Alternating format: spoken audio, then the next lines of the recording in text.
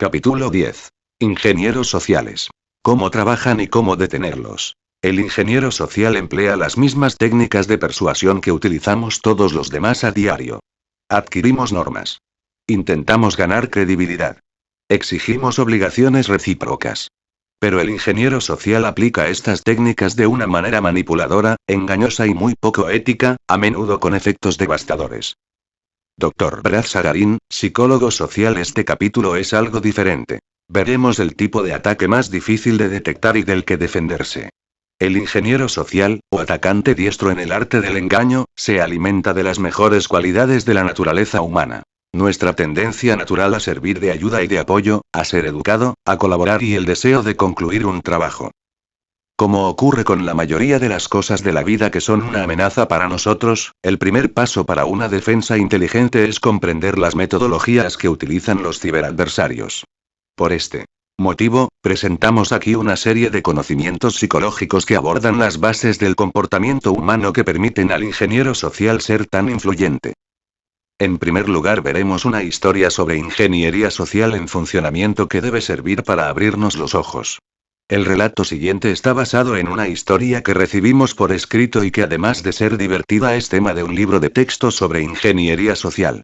Nos alegramos de haberla incluido a pesar de las reservas que tuvimos. El autor, o ha olvidado accidentalmente algunos detalles porque estaba distraído en otros asuntos, o ha inventado algunas partes de la historia.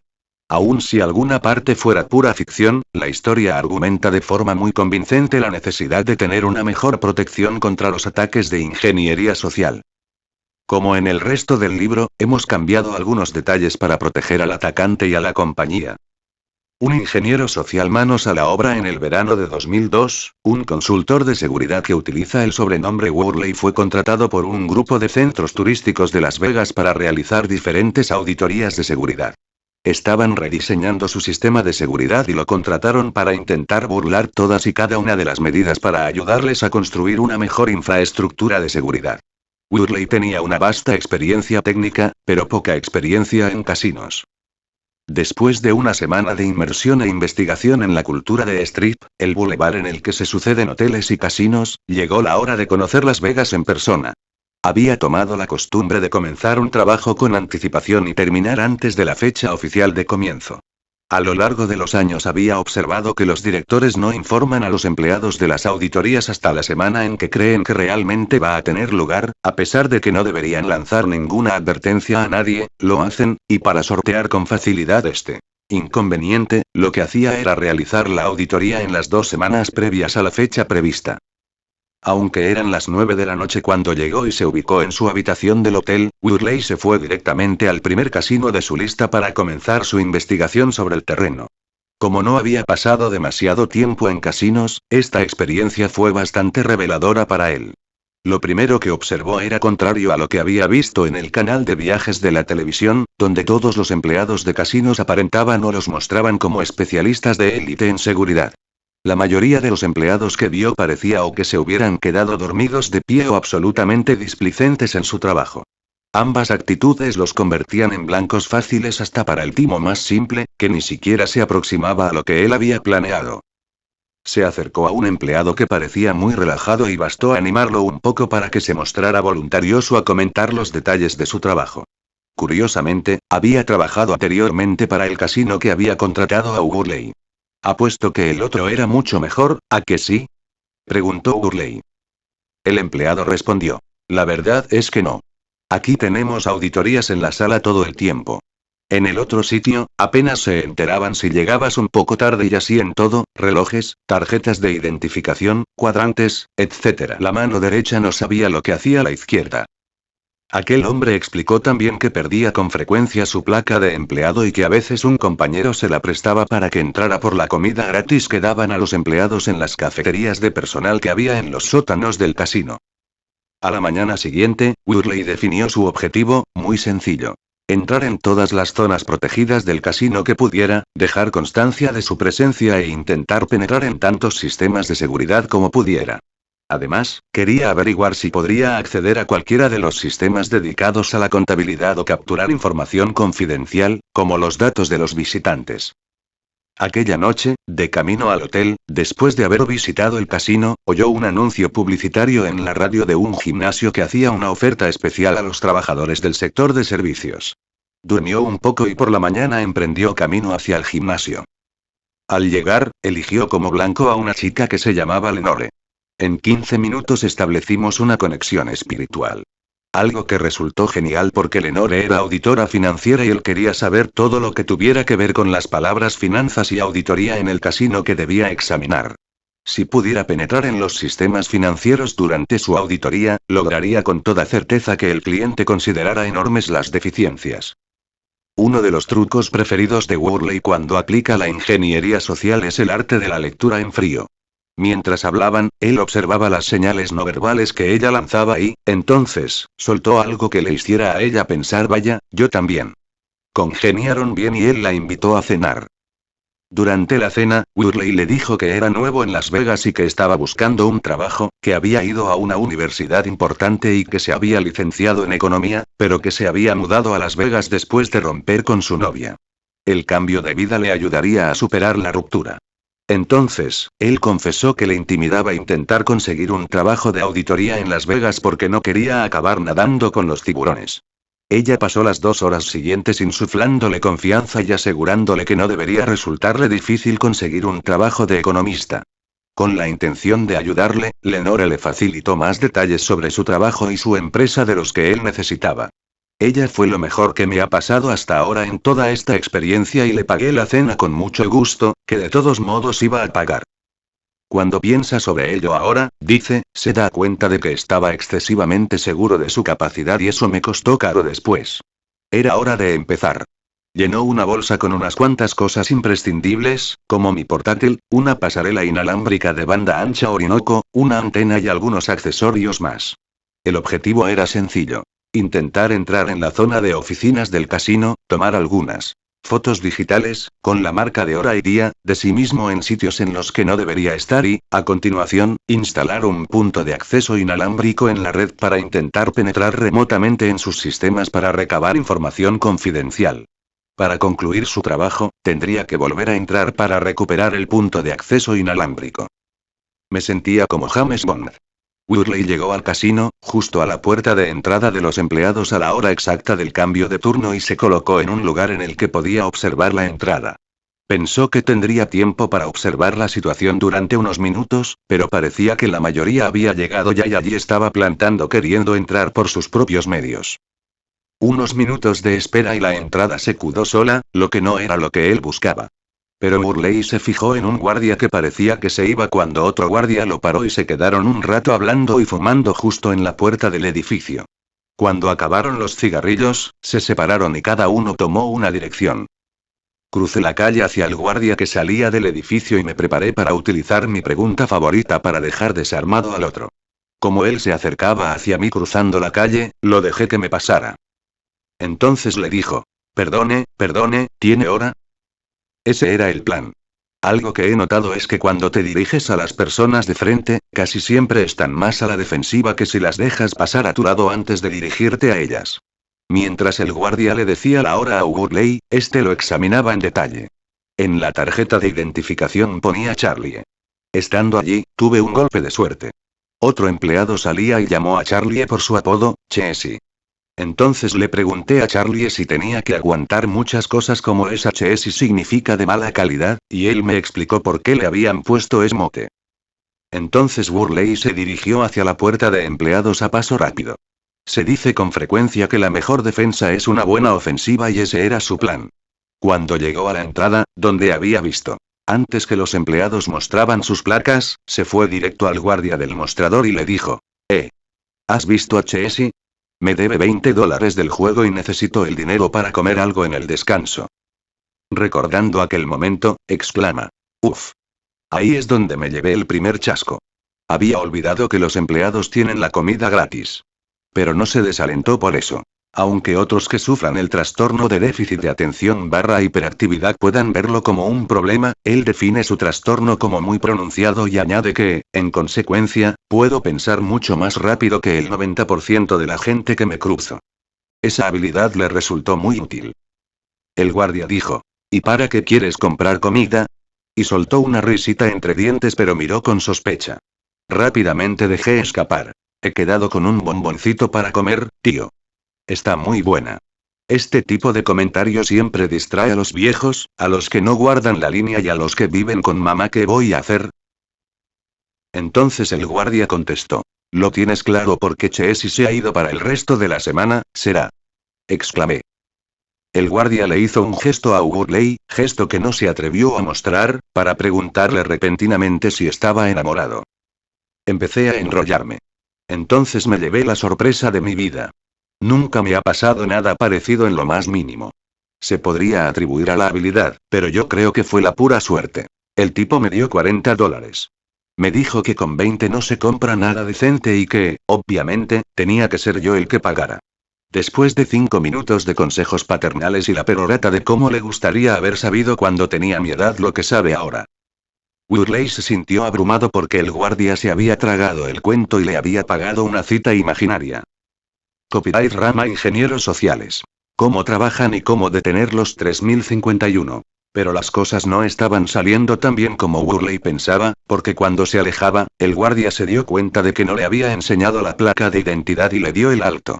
Le dije. Está en mi bolsa, perdona. Y empecé a escarbar entre mis cosas mientras me alejaba de él. Había sido un toque de atención, porque si hubiera insistido en ver la identificación, habría estado en un aprieto. Worley había cruzado entonces la entrada de empleados, pero no tenía ni idea de hacia dónde ir. No había demasiada gente a la que seguir, entonces se limitó a caminar con seguridad y a tomar notas mentales de las zonas por las que pasaba. No le preocupaba demasiado que lo pararan en ese momento. Curioso, cómo la psicología del color puede servir de tanta ayuda. Iba de azul, el color de la verdad, e iba vestido como un joven ejecutivo. La mayoría de la gente que se movía por allí llevaba la ropa de trabajo, así que era muy improbable que me preguntaran, explica.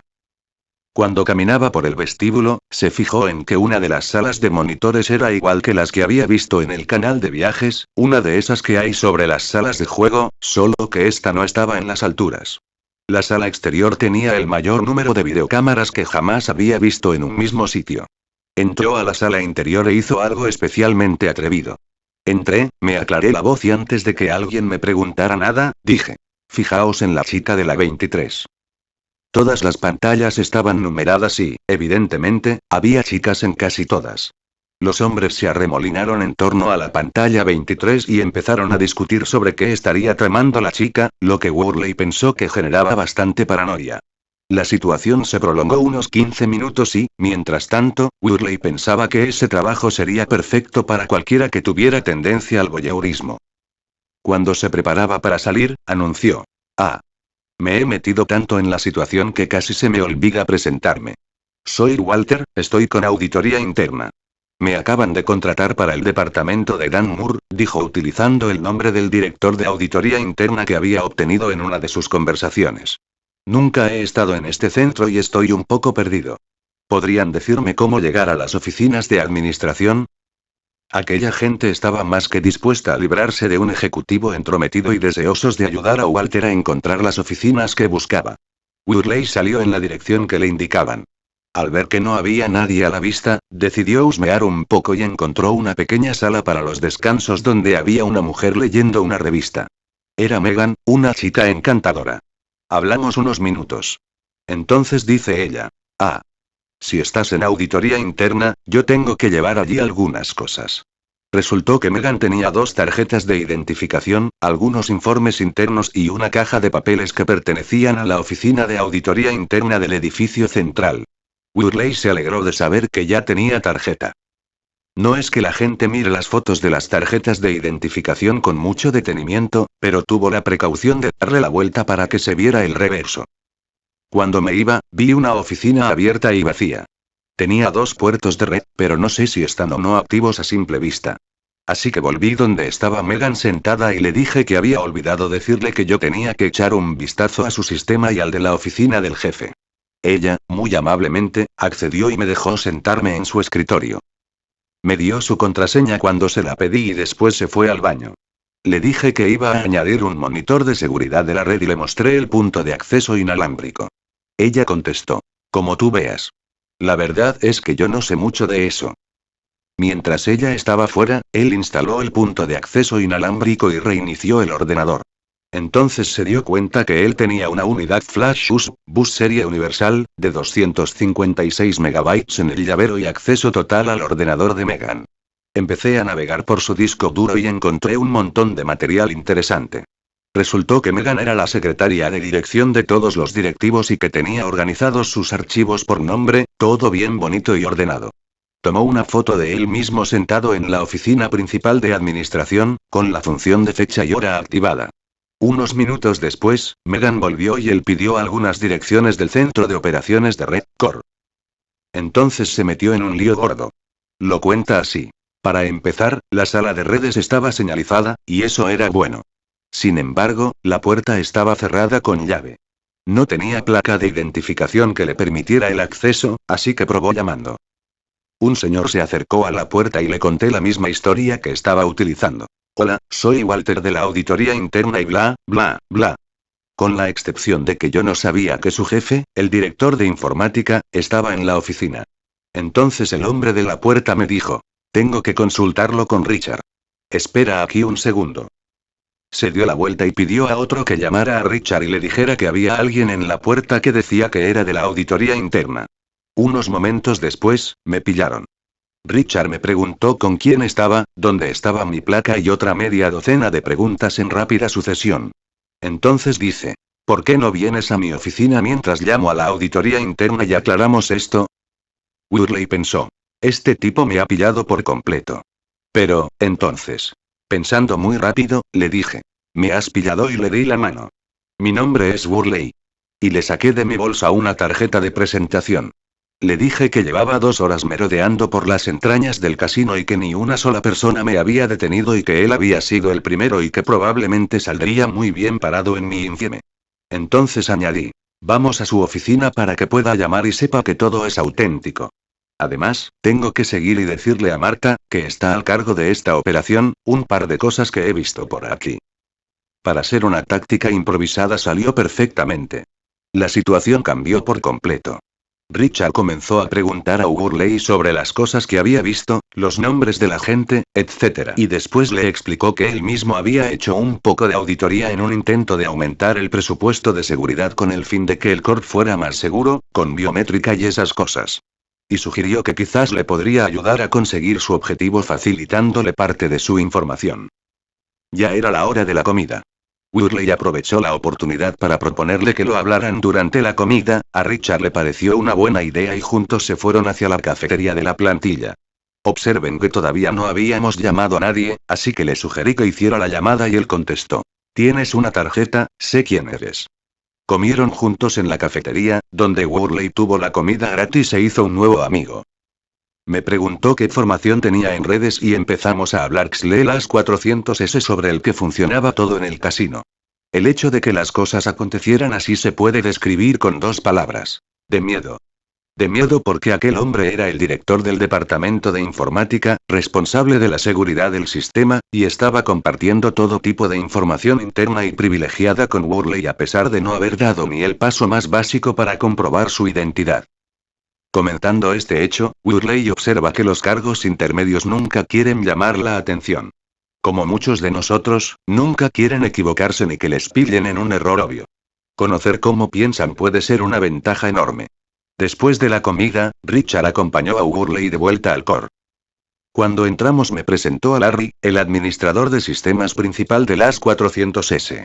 Le explicó a Larry que iba a rajar de ellos en una auditoría unos días después y que había comido conmigo y que me había convencido para hacer una auditoría preliminar y ahorrarles que pasarán un rato amargo cuando llegara el momento de la auditoría real. Entonces, Worley pasó algunos minutos con Larry, mientras este le hacía un repaso de los sistemas, lo que le sirvió para recabar más información útil para su infieme. Por ejemplo, que el core almacenaba y procesaba todos los datos acumulados de la totalidad del grupo de centros turísticos.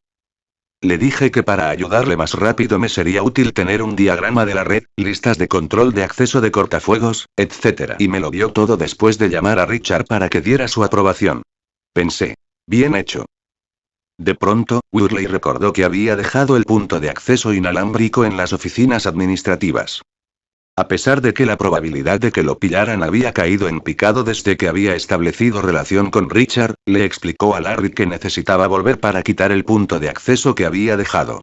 Para hacerlo necesitaría una tarjeta y poder así volver al core y entrar y salir cuando quiera. Larry se mostró un poco reticente a hacerlo, así que Worley le recomendó que llamara a Richard de nuevo. Lo llamó y le dijo que el visitante quería que le emitieran una tarjeta. Pero Richard tuvo una idea mejor todavía. Algunos empleados habían salido recientemente de la empresa, sus placas estaban en el core y nadie había encontrado el momento de desactivarlas, podría utilizar una de esas. Worley volvió a las explicaciones de Larry sobre los sistemas y la descripción de las medidas de seguridad que habían tomado recientemente. Entró una llamada para Larry, era su esposa, aparentemente enfadada y disgustada por algún motivo. Worley se agarró bien a esta situación volátil al darse cuenta de que podía sacar beneficio. Larry dijo a su esposa: «Escucha, no puedo hablar ahora. Tengo a alguien en la oficina». Worley hizo un gesto indicando a Larry que pusiera en espera a su esposa un segundo y después le ofreció consejos sobre lo importante que era para él tratar el problema con su esposa. Y se prestó a tomar una de las tarjetas si Larry le mostraba dónde estaban. Así que Larry me acompañó al archivador, abrió un cajón y dijo: «Elige una de esas». Entonces volvió a su mesa y volvió al teléfono. Me fijé en que no había hoja de salida ni un registro de los números de placa, así que quedé con dos de las varias que había allí. Ahora tenía una placa, pero no una cualquiera, sino una que le daba acceso al core a cualquier hora. A continuación, Worley dio la vuelta para visitar a su nueva amiga, Megan, recuperar su punto de acceso inalámbrico y ver qué más podía averiguar. Y podía tomarse su tiempo. Pensé que no importaría el tiempo que me tomara porque Larry estaría en el teléfono con su esposa y estaría distraído mucho tiempo sin darse cuenta. Puse en marcha el cronómetro del teléfono para que contara hacia atrás 20 minutos, tiempo suficiente para explorar un poco sin despertar más desconfianza en Larry, que parecía sospechar algo. Cualquiera que haya trabajado alguna vez en un departamento de informática sabrá que las tarjetas de identificación están vinculadas a un sistema informático. Teniendo acceso al PC adecuado, se puede ampliar el acceso a cualquier lugar del edificio. Worley esperaba descubrir el ordenador desde el que se controlaban los privilegios de acceso de las tarjetas para poder modificar el acceso de las dos que tenía. Caminó por los pasillos buscando en las oficinas el sistema de control de las tarjetas. Pero resultó más difícil de lo que había pensado. Se sintió frustrado y bloqueado. Optó por preguntar a alguien y se decidió por el guardia que había sido tan amable en la entrada de los empleados. Para entonces, ya lo había visto mucha gente con Richard, de modo que las sospechas eran casi inexistentes. Worley se dirigió al guardia, el primo que necesitaba, y le dijo que tenía que ver el sistema de control de acceso al edificio. El guardia ni siquiera le preguntó para qué. No había ningún problema. Le dijo exactamente dónde encontraría lo que buscaba. Localicé el sistema de control y me acerqué al pequeño armario de red donde se encontraba. Allí encontré un PC en el suelo con la lista de las placas de identificación ya abierta. No había salvapantallas, ni contraseña, nada que me obstaculizara la tarea. Desde su punto de vista, era lo típico. La gente tiene la mentalidad de ojos que no ven, corazón que no siente. Creen que si un sistema como este está en un área de acceso controlada, no hay necesidad de ser diligente y proteger el ordenador. Además de asignarse a sí mismo acceso a todas las áreas, había algo más que quería hacer. Solo por diversión, pensé que debía tener una placa extra, asignarle algunos privilegios de acceso, cambiarle el nombre y, después, cambiársela a algún empleado que merodeara por el casino, ayudándome, sin saberlo, a embarrar los registros de auditoría. ¿A quién elegiría? A Megan, por supuesto, sería fácil. Cambiar la placa con ella. Todo lo que tenía que hacer era decirle que necesitaba su ayuda para la auditoría. Cuando Worley entró, Megan estuvo tan simpática como siempre. Él le explicó que ya había terminado la prueba y que necesitaba retirar su equipo. Entonces le dijo que necesitaba su ayuda. La mayoría de los ingenieros sociales estarán de acuerdo en que la gente está demasiado dispuesta a ayudar. Necesitaba ver la placa de Megan para verificarla con la lista que tenía. Unos minutos después, Megan tenía una placa que enredaría las cosas más todavía, mientras Worley tenía la placa de la chica más la que lo identificaría a él en los registros como directivo.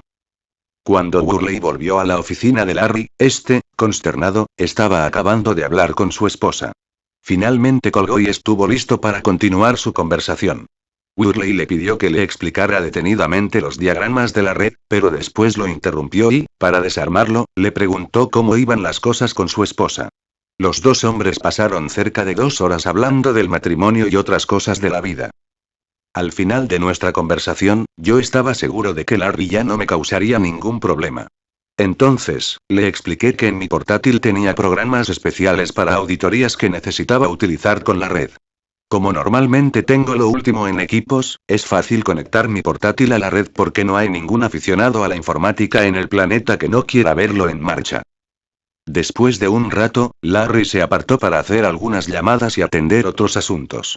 Worley, al que habían dejado solo, exploró la red y pudo comprometer varios sistemas, tanto en las máquinas de Windows, como en Linux, a causa de una deficiente gestión de contraseñas, y después pasó casi 2 horas comenzando y deteniendo copias de información de la red incluso, pasando algunas cosas a un DVD, sobre el que nunca preguntaron.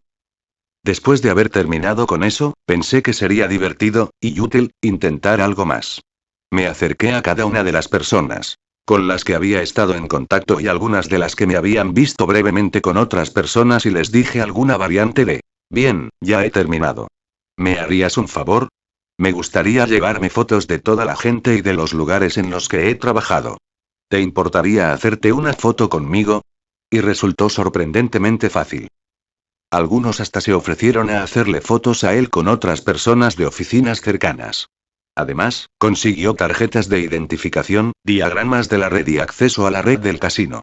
Y tenía fotos para probarlo todo. En la reunión de revisión, el jefe de auditoría interna se quejó de que Worley no tenía derecho a intentar acceder a los sistemas físicamente porque no iba a ser así como los atacaran. También dijeron a Worley que lo que hizo rayaba en lo ilegal y que el cliente no había apreciado en absoluto sus acciones. Worley explica. ¿Por qué pensó el casino que lo que hice era injusto? La respuesta era simple. Yo nunca había trabajado antes con casinos, no comprendía completamente el reglamento al que se atienen. Mi informe podía provocar que los auditara la comisión de juego, lo cual podría tener repercusiones económicas. Le pagaron la totalidad, así que no le importó demasiado. Le habría gustado dejar una mejor impresión, pero percibía que, por el contrario, su cliente odiaba el planteamiento del proyecto y pensaba que era injusto para la empresa y los empleados. Dejaron muy claro que no querían volver a verme por allí. Nunca le había pasado algo así. Por lo general, los clientes agradecían los resultados de sus auditorías y los veía como lo que él llama acontecimientos de mini equipos rojos o juegos de guerra, en el sentido de que les parecía bien que los pusiera a prueba utilizando los mismos métodos que un hacker hostil o un ingeniero social probarían. Los clientes casi siempre gozan con el proyecto. Y yo también, hasta este momento de mi carrera. En líneas generales, Worley considera la experiencia en Las Vegas como un éxito en la parte experimental, pero un desastre en la parte de relaciones con el cliente. Probablemente no vuelva a trabajar en Las Vegas, lamenta. ¿Quién sabe si la comisión de juego necesita los servicios de consultoría de un hacker técnico que ya conozca los entresijos de un casino? Dilucidación. Brad Sagarin, doctor en psicología social y autor de un estudio de la persuasión, describe las armas con que cuenta un ingeniero social así. No hay nada mágico en la ingeniería social. El ingeniero social emplea las mismas técnicas de persuasión que utilizamos todos los demás a diario. Adquirimos normas. Intentamos ganar credibilidad. Exigimos obligaciones recíprocas. Pero el ingeniero social aplica estas técnicas de una forma manipuladora, engañosa y muy poco ética, a menudo con efectos devastadores. Pedimos al Dr. Sagarin que nos describiera los principios psicológicos en los que se fundamentan las tácticas más comunes de los ingenieros sociales. En una serie de casos, acompañó su explicación con un ejemplo extraído de las historias del anterior libro de Mitnick y Simon, The Art of Deception, Wiley Publishing, Incorporated, 2002, para ilustrar una táctica concreta. Cada punto comienza con una explicación informal y no científica del principio y un ejemplo. Los rasgos de un rol. El ingeniero social exhibe algunas características de conducta del papel que interpreta. Muchos de nosotros tendemos a completar las lagunas de información cuando solo recibimos algunas características de un rol. Por ejemplo, si vemos a un hombre vestido de ejecutivo, suponemos que es inteligente, centrado y de confianza. Ejemplo. Cuando Worley entró en la sala de cámaras de circuito cerrado, vestía como un ejecutivo, hablaba con autoridad de mando y emitió lo que la gente de la sala interpretó como una orden de acción. Asumió satisfactoriamente los rasgos de un director o ejecutivo del casino. En prácticamente todos los ataques de ingeniería social, el atacante utiliza los rasgos, que pueden ser de actitud, de comportamiento, de apariencia, del habla, etc., de un rol para que el blanco infiera el resto de características del rol y actúe en consonancia. El rol que desempeñe podría ser el de técnico de informática, cliente, recién contratado o cualquier otro que normalmente induzca a la víctima a responder a una petición.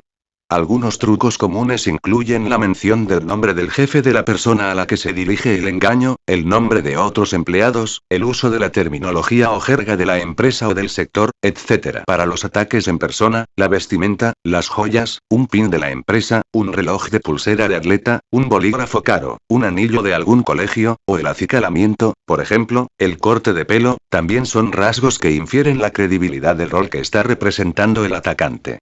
La fuerza de este método nace del hecho de que una vez que aceptamos a alguien en su rol, de ejecutivo, cliente, colega, extraemos conclusiones y atribuimos otras características. Un ejecutivo es rico y poderoso, un desarrollador de software entiende de tecnología, pero quizás se sienta incómodo entre la gente, un colega de trabajo es de confianza. ¿Cuánta información hace falta hasta que la gente empiece a extraer conclusiones? No demasiada. Credibilidad. Establecer la credibilidad constituye el primer paso en la mayoría de los ataques de ingeniería social, la piedra angular para todo lo que vendrá a continuación. Ejemplo. Worley propuso a Richard, un alto cargo en informática, ir a comer juntos, sabiendo que el hecho de que lo vieran con Richard definiría inmediatamente su credibilidad entre todos los empleados que los vieran. Dr. Sagarin identificó 3 métodos citados en The Art of Deception a los que recurren los ingenieros sociales para construir su credibilidad. En un método, el atacante dice algo que parece ir en contra de su interés personal, como encontramos en el capítulo 8 de The Art of Deception en la sección One Simple Call y una simple llamada, cuando el atacante le dice a su víctima: ahora, escribe tu contraseña pero no me la digas. Nunca debes decirle a nadie tu contraseña, ni siquiera a la gente del servicio técnico. Parece una declaración de una persona digna de confianza. En el segundo método, el atacante advierte a la víctima de algo que, sin que la víctima lo sepa, ha provocado el propio atacante. Por ejemplo, en la sección de Network Outage el apagón de la red, del capítulo 5 de The Art of Deception, el atacante explica que la conexión de la red podría fallar. A continuación, provoca que la víctima pierda su conexión. Lo que, para la víctima, da credibilidad al atacante. Esta táctica de predicción suele combinarse con el tercero de estos métodos, en el que el atacante confirma que merece credibilidad ayudando a la víctima a solventar un problema. Así ocurrió en The Network Outage, cuando el atacante primero advierte que se podría apagar la red, después provoca el fallo de la conexión, como había predicho, y después de restaurada la conexión se atribuye la solución del problema, de modo que la víctima confía en el atacante y, además, está agradecida. Causar que el objetivo adopte un rol. El ingeniero social manipula a otra persona para que adopte un rol alternativo, como provocar que la sumisión torne en agresividad. Ejemplo. Worley, en la conversación con Lenore, adoptó la actitud de una persona que necesita ayuda, acababa de romper con su novia, se acababa de mudar y necesitaba trabajo, con el fin de que ella adopte el papel de la persona que ofrece esa ayuda. En su forma más común, el ingeniero social hace que su objetivo tome un papel de colaboración. Una vez que una persona ha aceptado ese papel, le resultará incómodo o difícil retroceder y negar la ayuda. Un ingeniero social astuto intentará averiguar con qué rol se sentiría de gusto la víctima. Entonces, manipulará la conversación para atribuir a la persona ese papel. Como hizo Worley con Lenore y con Megan, cuando intuyó que ambas se sentirían cómodas prestando ayuda. Es muy probable que la gente acepte roles positivos y que les hagan sentir bien.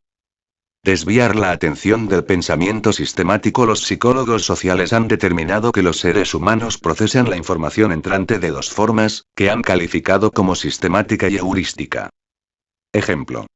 Cuando un director necesitaba abordar una situación difícil con su esposa que está disgustada, Worley aprovechó el estado emocional y la distracción del hombre para hacerle una petición que le facilitó una tarjeta auténtica de empleado.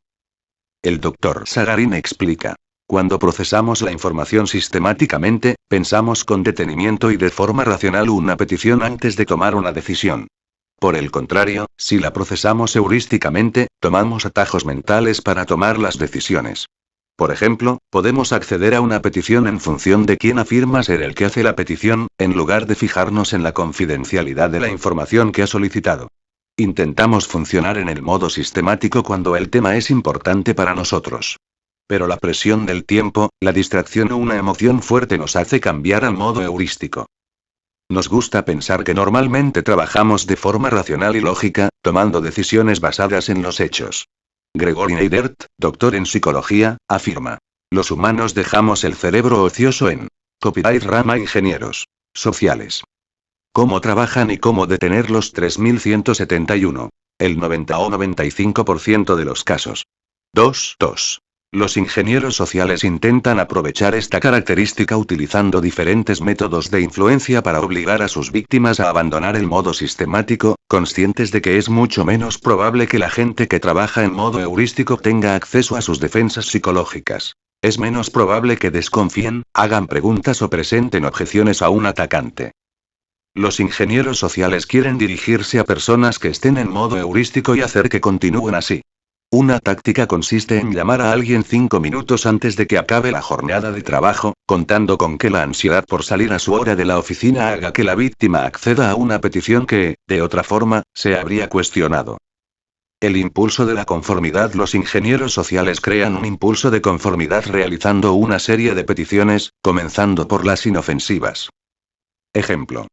El Dr. Sagarin cita la historia Credit Checks del capítulo 1 de The Art of Deception, en el que el atacante entierra entre una serie de preguntas inofensivas, la pregunta clave, información confidencial sobre el número de identificación de la agencia de compensaciones del banco, que se utilizaba como contraseña para verificar la identidad por teléfono. Algunas de las preguntas iniciales parecen inofensivas y eso sitúa a la víctima en un entorno propicio para tratar la información más delicada como inofensiva también. Richard Levinson, guionista y productor de televisión, construyó en torno a esta idea la táctica que utilizaba su personaje más famoso, Colombo, interpretado por Peter Falk. A los espectadores les entusiasmaba saber que justo cuando el detective se marchaba ya y el sospechoso bajaba la guardia, satisfecho por haber engañado al detective, Colombo se detenía y lanzaba una última pregunta, la pregunta clave que la observación del psicólogo Neidert puede encontrarse en internet, en inglés, en www.lchapredu.com/faculty/to. Había estado trabajando durante toda la conversación. Los ingenieros sociales utilizan con frecuencia la táctica de una cosa más, el deseo de ayudar. Los psicólogos han identificado muchos beneficios que recibe la gente cuando ayuda a otras personas. Ayudar nos puede hacer sentir que tenemos el poder. Nos puede hacer salir del mal humor. Nos puede hacer sentirnos bien con nosotros mismos. Los ingenieros sociales encuentran muchas formas de aprovechar nuestra inclinación a prestar ayuda. Ejemplo. Cuando Burley se presentó en la entrada de empleados del casino, el guardia se creyó la historia de invitar a comer a un bombón, le prestó dinero para la cita, le dio algunos consejos sobre cómo tratar a una mujer y no insistió cuando Burley se fue sin haberle mostrado la placa de identificación de los empleados. El Dr. Sagarin comenta. Como los ingenieros sociales suelen elegir a gente que no es consciente del valor de la información que están facilitando, puede parecer que la ayuda comporta un bajo coste para el que ayuda. ¿Cuánto trabajo supone hacer una consulta rápida en la base de datos para el pobre que está al otro lado del teléfono? Atribución. La atribución significa la forma en que la gente explica su propia conducta y la de otras personas. Un objetivo del ingeniero social es conseguir que la víctima se atribuya determinadas características, como son la pericia, la honradez, la credibilidad o la facilidad para resultar simpático. Ejemplo. El Dr. Sagarin cita la historia, de Promotion Seeker, el que ambiciona un ascenso, del capítulo 10 de The Art of Deception. El atacante deja pasar un rato merodeando por el vestíbulo antes de pedir acceso a la sala de conferencias, disipando todas las sospechosas porque la gente supone que un intruso no se atrevería a perder el tiempo innecesariamente en un lugar en el que le pueden pillar. Un ingeniero social puede acercarse a un recepcionista, poner un billete de $5 en el mostrador y decir algo así como: me he encontrado esto en el suelo. ¿Ha dicho alguien que ha perdido dinero? De este modo, el recepcionista atribuirá al ingeniero social las cualidades de la franqueza y la honradez. Si vemos a un señor sosteniendo la puerta para que pase una señora mayor, pensamos que está siendo educado. Si la mujer es joven y atractiva, probablemente le atribuyamos rasgos muy diferentes. Ganarse la simpatía. Los ingenieros sociales se aprovechan con frecuencia del hecho de que todos tenemos más probabilidad de decir que sí a peticiones de gente que nos cae bien. Ejemplo. Whirley pudo utilizar información muy útil que le proporcionó Lenore, la chica que conoció en el gimnasio, en parte utilizando lectura en frío para evaluar sus reacciones y ajustando continuamente sus observaciones a las cosas que ella iba respondiendo. Eso le hizo a ella pensar que compartían gustos e intereses similares, yo también. La impresión que ella tenía de estar cayéndole bien la indujo a ser más abierta y compartir la información que él quería. A todos nos gustan las personas que son como nosotros, que tengan, por ejemplo, los mismos intereses profesionales, una educación similar y las mismas aficiones personales. El ingeniero social investigará con frecuencia la historia de su víctima y se preparará para fingir interés en cosas que gustan a su víctima. La vela o el tenis, aviones históricos, coleccionar armas antiguas o cualquier otra cosa. Los ingenieros sociales también pueden ganarse simpatías con cumplidos y halagos y los que sean físicamente atractivos también pueden explotar esta cualidad. Otra táctica es mencionar de pasada los nombres de personas que la víctima conoce y aprecia. En este caso, lo que desea el atacante es que lo consideren parte de un grupo reducido dentro de la organización. Los hackers también utilizan los halagos y cumplidos para acariciar el ego de la víctima o eligen como objetivo a personas de una organización que hayan sido recompensadas recientemente por algún logro. La exaltación del ego puede empujar a una víctima desprevenida a adoptar el papel de colaborador. Miedo. Un ingeniero social hará a veces creer a su víctima que algo horrible está a punto de pasar, pero que el desastre inminente puede evitarse si la víctima sigue las instrucciones del atacante. De esta forma, el atacante se sirve del miedo como arma. Ejemplo. En la sección de Emergency Patch, el parche de emergencia, del capítulo 12 de The Art of Deception, el ingeniero social asusta a su víctima con la amenaza de que la víctima perderá datos muy importantes a menos que acepte instalar un parche de emergencia en el servidor de la base de datos de la empresa. El miedo hace a la víctima vulnerable a la solución del ingeniero social. Los ataques basados en el estatus suelen servirse del miedo. Un ingeniero social que se haga pasar por directivo de una empresa puede dirigirse a una secretaria o a un empleado de menor rango con la exigencia de urgente y con la insinuación de que el subalterno podría tener problemas o, incluso, ser despedido si no cumple la orden. Reactancia. La reactancia psicológica es la reacción negativa que experimentamos cuando sentimos que nos han arrebatado nuestra capacidad de elección y nuestras libertades. Cuando nos encontramos sumidos en la reactancia, perdemos el sentido de la perspectiva porque nuestro deseo de recuperar lo que hemos perdido lo eclipsa a todo. Ejemplo. Dos historias de The Art of Deception ilustran el poder de la reactancia, una basada en las amenazas de la pérdida de acceso a la información, la otra a la pérdida de acceso a recursos informáticos. En un ataque típico basado en la reactancia, el atacante comunica al objetivo que no tendrá acceso a los archivos informáticos durante un tiempo y menciona el período en el que no podrá hacerlo bajo ninguna circunstancia. No va a poder acceder a sus archivos durante las 2 próximas semanas, pero haremos todo lo posible para garantizar que no sea ni un día más. Cuando la víctima se pone emocional, el atacante le ofrece ayuda para restaurar los archivos con mayor rapidez, todo lo que necesita es el nombre de usuario y la contraseña. La víctima, aliviada ante la posibilidad de evitar la pérdida, suele acceder gustosa. La otra cara de la moneda, la reacción positiva, se consigue utilizando el principio de la urgencia para coaccionar a la víctima a que persiga un beneficio prometido. En una de las versiones, se lleva a las víctimas a un sitio web donde se puede robar su información de inicio de sesión o los datos de su tarjeta de crédito. ¿Cómo reaccionaría ante un correo electrónico que promete el último modelo de Apple iPod por $200 a los 1000 primeros visitantes de un determinado sitio web? ¿Visitaría la página y se registraría para comprar uno? Y, cuando se registra con una dirección de correo electrónico y elige una contraseña, ¿elegiría la que utiliza en todos los demás sitios? Contramedidas. Para mitigar los ataques de ingeniería social se requiere una serie de esfuerzos coordinados. Desarrollar protocolos de seguridad claros y concisos que se apliquen sistemáticamente en toda la organización. Desarrollar planes de formación para concienciar sobre la seguridad. Desarrollar normas sencillas que definan qué información es confidencial. Desarrollar una norma sencilla que establezca que siempre que alguien solicite una acción restringida, es decir, una acción que implique la interacción con equipo informático de la que no se conozcan las consecuencias, habrá que comprobar la identidad del solicitante de acuerdo con la política de la empresa. Desarrollar una política de clasificación de datos. Formar a los empleados para que sepan oponer resistencia a los ataques de ingeniería social. Poner a prueba la susceptibilidad de los empleados a los ataques de ingeniería social mediante una evaluación de la seguridad. El aspecto más importante del programa requiere que se establezcan protocolos de seguridad adecuados y, seguidamente, motivar a los empleados a actuar en consecuencia. En la siguiente sección se destacan algunos puntos básicos que deben tenerse en cuenta en el diseño de los programas y en la formación para hacer frente a la amenaza de la ingeniería social. Directrices para la formación. A continuación comentamos algunas directrices para la formación en este campo. Despertar la conciencia de que es prácticamente seguro que los ingenieros sociales atacarán su compañía en alguna ocasión y, quizás, repetidas veces. Puede haber falta de conciencia general de que los ingenieros sociales constituyen una amenaza sustancial. Mucha gente ni siquiera sabe que existe esta amenaza. Por lo general, nadie se espera ser manipulado y engañado, por eso los ataques de ingeniería social los pillan desprevenidos.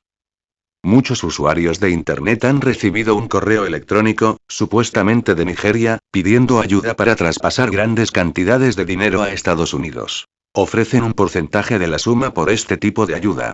Posteriormente, piden al usuario que adelante una cantidad para iniciar el proceso de transferencia, pero, al final, el usuario se queda esperando con los brazos abiertos.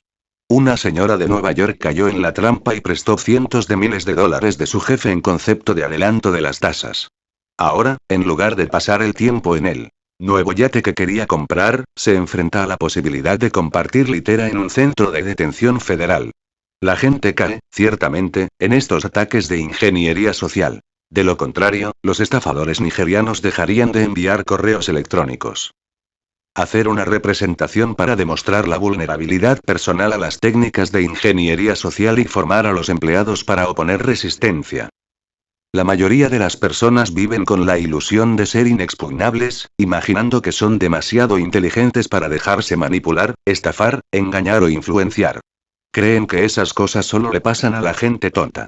Existen dos métodos para ayudar a los empleados a conocer su vulnerabilidad y convencerlos profundamente. Uno consiste en demostrar la eficacia de la ingeniería social timando a algunos empleados con anterioridad al seminario de concienciación de seguridad y que los timados relaten después sus experiencias en clase. Otro consiste en demostrar la vulnerabilidad analizando estudios de casos de ingeniería social reales para ilustrar cómo la gente es susceptible a estos ataques. En cualquier caso, el programa de formación debe examinar el mecanismo del ataque, analizando los motivos por los que llega a funcionar y, después, debatir cómo se pueden identificar y resistir. Inducir a los empleados a pensar que se sentirán humillados si se dejan manipular por un ataque de ingeniería social después del seminario. El programa de formación debe hacer hincapié en la responsabilidad que tiene cada empleado de ayudar a proteger el material confidencial de la empresa. Además, es fundamental que los responsables del programa reconozcan que la motivación para cumplir los protocolos de seguridad en determinadas situaciones solo surge de la comprensión de por qué son necesarios los protocolos. Durante el seminario de concienciación de seguridad, los instructores deben dar ejemplos de cómo los protocolos de seguridad protegen a la empresa y el daño que podría ocasionarle que alguien no los cumpla o sea negligente. También es útil destacar que un ataque de ingeniería social exitoso puede poner en peligro la información personal del empleado y la de sus amigos o socios en la empresa. La base de datos del Departamento de Recursos Humanos de una empresa puede contener información personal extremadamente valiosa para los ladrones de identidades. Aunque el mejor factor de motivación puede ser que a nadie le gusta ser manipulado, engañado o estafado. De este modo, la gente se siente motivada a no sentirse humillada por haber caído en algún engaño. Programas para contraatacar la ingeniería social. A continuación exponemos algunos puntos básicos que deben tenerse en consideración durante el diseño de los programas. Desarrollar procedimientos para las acciones de los empleados. Cuando estos detecten o sospechen un ataque de ingeniería social. Remitimos al lector al extenso manual de prácticas de seguridad recogido en Year of Deception. Dichas prácticas deben interpretarse como una fuente de referencia, de la que deben aplicarse los conceptos relevantes y omitir el resto. Una vez que se hayan desarrollado y puesto en práctica los procedimientos, la información debería colocarse en la intranet de la empresa, para que se pueda consultar rápidamente.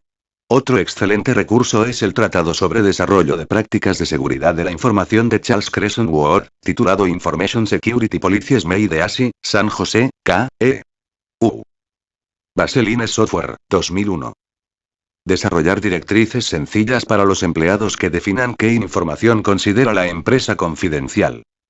Puesto que la mayor parte del tiempo procesamos la información en modo heurístico, se pueden redactar unas normas de seguridad sencillas para emitir una señal de advertencia cuando se solicite información delicada, información confidencial de la empresa, por ejemplo, la contraseña de un empleado. Cuando un empleado advierta que se ha solicitado información confidencial o alguna acción informática arriesgada, podrá consultar el manual de prácticas de seguridad colgado en la página web de la intranet para determinar el protocolo correcto que debe seguir. Además, es importante comprender y transmitir a los empleados que incluso la información que no considere confidencial puede resultar útil a un ingeniero social, el cual puede recopilar fragmentos de información que aparentemente carezcan de interés, ensamblarlos y utilizarlos en su ataque para crear una impresión falsa de credibilidad y honradez.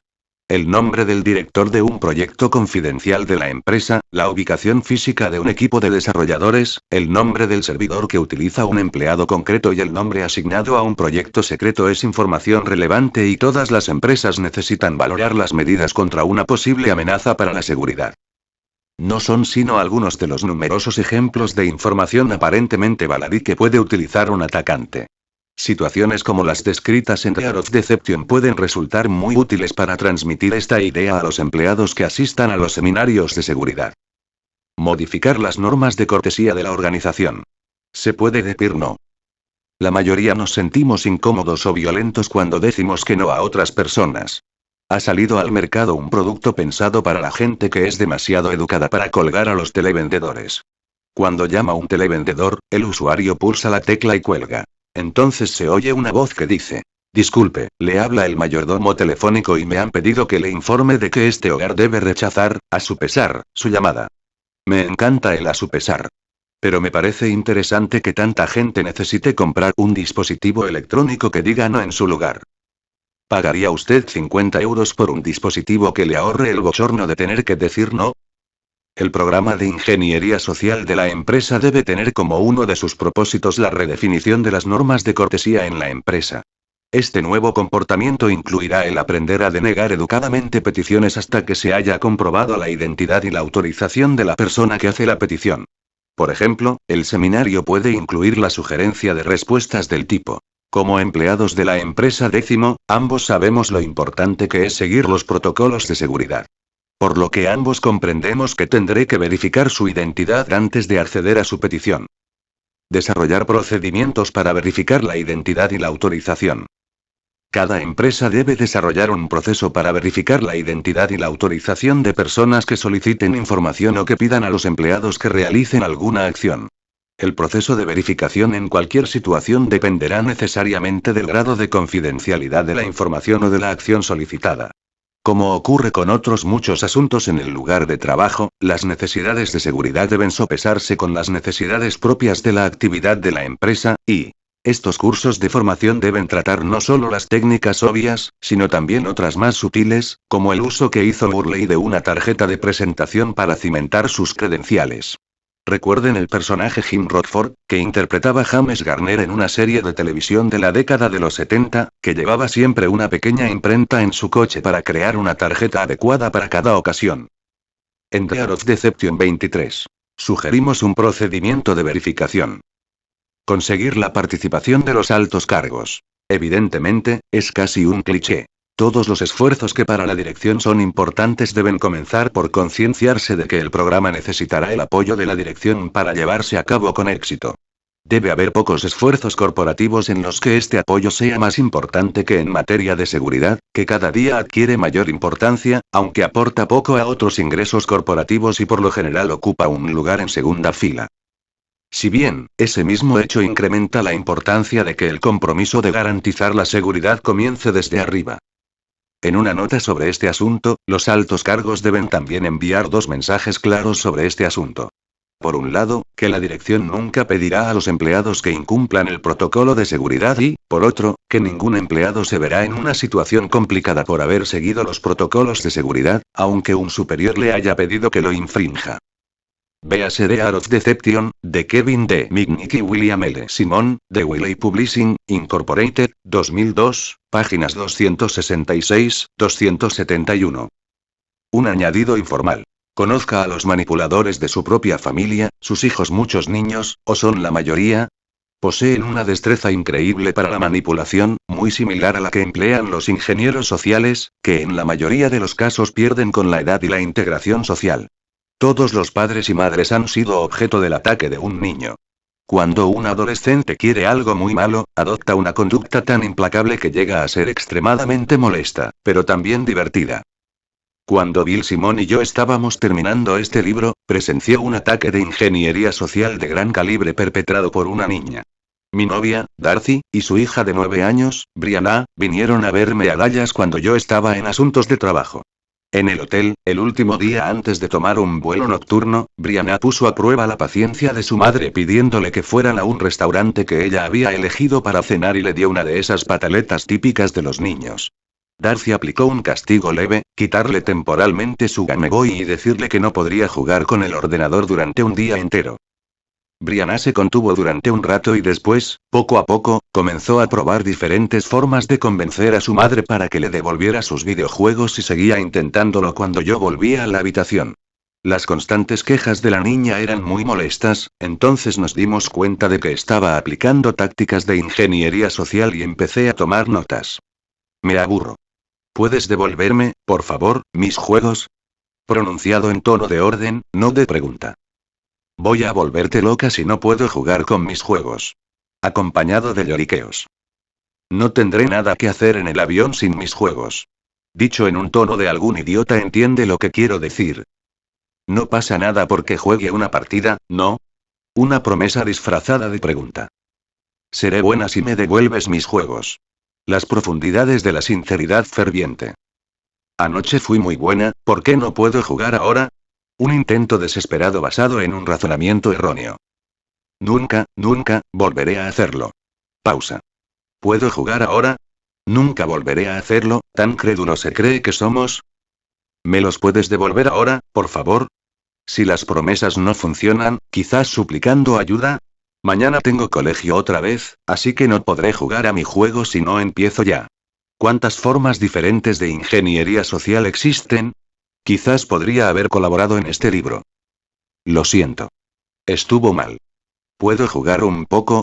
La confesión puede ir bien para el alma, pero no siempre funciona en la manipulación. Kevin me obligó a hacerlo. Yo pensaba que solo los hackers decían eso. Me siento muy triste sin mi juego. Si no funciona nada más, prueba a ganar un poco de compasión. Ya llevo más de medio día sin mi juego. En otras palabras, ¿cuánto sufrimiento tengo que soportar? Jugar es gratis. Un intento desesperado de adivinar cuál puede ser el motivo de que su madre prolongue tanto tiempo el castigo. No van por ahí los tiros. Es el fin de semana de mi cumpleaños y no puedo jugar con mis juegos. Otro intento lastimero de despertar compasión. Y continuaba cuando nos preparábamos para salir hacia el aeropuerto. Me aburriré en el aeropuerto. Con la triste esperanza de que el aburrimiento se considere algo terrible que debe evitarse a toda costa. Quizás si Brianna se aburriera lo suficiente comenzaría a dibujar o a leer un libro. Son 3 horas de avión y no tendré nada que hacer. Todavía queda cierta esperanza de que se rinda y abra el libro que ha traído. Hay muy poca luz para leer y para dibujar. Si juego, puedo ver la pantalla. El triste intento razonado. ¿Puedo por lo menos utilizar Internet? Debe haber algo de transigencia en tu corazón. Eres la mejor madre del mundo. También sabe utilizar los cumplidos y los halagos en un débil intento de conseguir lo que quiere. No es justo. El último y desesperado esfuerzo. Si quiere conocer mejor cómo manipulan los ingenieros sociales a sus víctimas y cómo consiguen que la gente cambie del estado racional al emocional, escuche a los niños. LAULT primero MALINA. En nuestro primer libro juntos, Bill Simon y yo calificamos la ingeniería social como el punto débil de la seguridad de la información. 3 años después, ¿qué nos encontramos? Empresas y más empresas que implementan tecnologías de seguridad para proteger sus recursos informáticos contra la invasión técnica de los hackers o de espías industriales contratados y que mantienen una fuerza de seguridad física efectiva para protegerse contra las entradas no autorizadas. Pero también encontramos que se presta poca atención a contraatacar las amenazas que suponen los ingenieros sociales. Es primordial formar a los empleados en materia de amenazas y formas en que deben protegerse a sí mismos para no ser embaucados y terminar ayudando a los intrusos. Defenderse de las vulnerabilidades de fondo humano es un reto considerable. Proteger a la organización para que no sea víctima de hackers mediante tácticas de ingeniería social debe ser responsabilidad de todos y cada uno de los empleados, incluso de los que no utilizan ordenadores en el desempeño de sus funciones. Los directivos son vulnerables, la gente que está en primera línea es vulnerable, los operadores de la centralita son vulnerables, los recepcionistas, el personal de limpieza, el personal del aparcamiento y, por encima de todo, los empleados recién llegados, todos pueden ser utilizados por ingenieros sociales como un paso más hacia la consecución de su propósito ilícito. Se ha demostrado que el factor humano es el punto débil de la seguridad de la información desde siempre. La pregunta del millón es: ¿va a ser usted el punto débil de su empresa que puede aprovechar un ingeniero social?